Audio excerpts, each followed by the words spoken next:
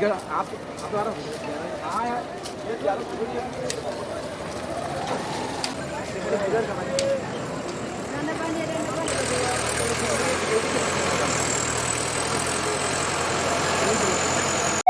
সুষ্ঠু নিরপেক্ষ শান্তিপূর্ণ একটি জনগণের স্বতঃস্ফূর্ত অংশগ্রহণমূলক একটি নির্বাচন হবে, পিয়ার পদ্ধতি ইলেকশন হবে, যাতে করে ডেমোক্রেসি সত্যিকারের প্রতিষ্ঠিত হয়।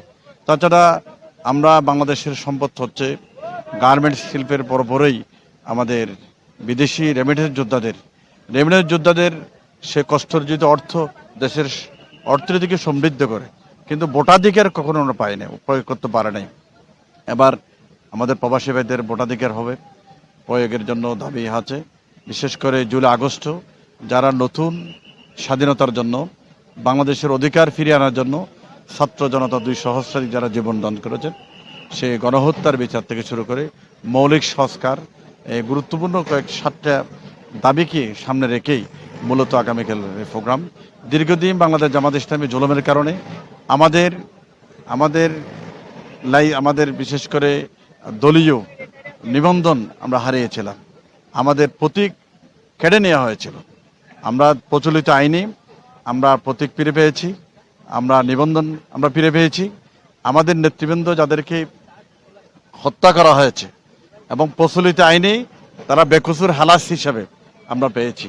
বাংলাদেশের প্রচলিত আইনে বাংলাদেশ জামাত ইসলামী এখন যুদ্ধ অপরাধী নয়, বরং মানবতাবাদী একটি সংগঠন হিসেবে জনগণের কাছে সমাদৃত। এজন্য আমরা আশাবাদী আগামীতে জনগণ তো অনেক খেলছে, অনেক পার্টিকে দেখেছে, তাদের শাসনামল দেখেছে, বাংলাদেশ জামাত ইসলামীর সৎ নেতৃত্ব দেখে নাই। দুর্নীতিমুক্ত রাষ্ট্র গঠনে ইসলামিক কল্যাণ রাষ্ট্রের সে স্বপ্ন বাংলাদেশ জামাত ইসলামের আছে। জনগণ আলহামদুলিল্লাহ বাংলাদেশ জামাত ইসলামী অভিভূত হয়েছে। আমরা আশাবাদী আগামীতে বাংলাদেশ জামাত ইসলামী সমমান ইসলামী দলকে নিয়েই সরকার গঠন করবে, দেশ এগিয়ে যাবে ইনশাআল্লাহ। এমনি আমাদের সাংবাদিক ভাই যারা এ সমস্ত বিষয়ে যারা অভিজ্ঞ, ওনারা 10 লক্ষ আন্দাজ করতেছে। তো আমার ধারণা মতে বাংলাদেশ জামাত ইসলামীর জনশক্তি ঢাকার একটা বিশাল অংশ জুড়ে 10 লক্ষ না, মানে 20 লক্ষের কাছাকাছি জনশক্তি চলে আসবে। ঢাকার প্রবেশদ্বার আর ঢাকার লাশ টোটাল বাংলাদেশ জামাত ইসলামের নেতা কর্মী বক্তব্যদের দহলে চলে যাবে ইনশাআল্লাহ। প্রস্তুতির কাজ আমাদের কেন্দ্রীয় নির্দেশনা আলোকে প্রস্তুতি প্রায় সম্পন্ন। হয়তো 2-3 ঘন্টার ভিতরে আমাদের মঞ্চ পরিপূর্ণ হয়ে যাবে, আমাদের মাইকিং সেট আপ হয়েছে, আমাদের পর্দা শুদ্ধ, আমাদের টোটাল প্রস্তুতি আলহামদুলিল্লাহ 2-3 ঘন্টার ব্যবধানে।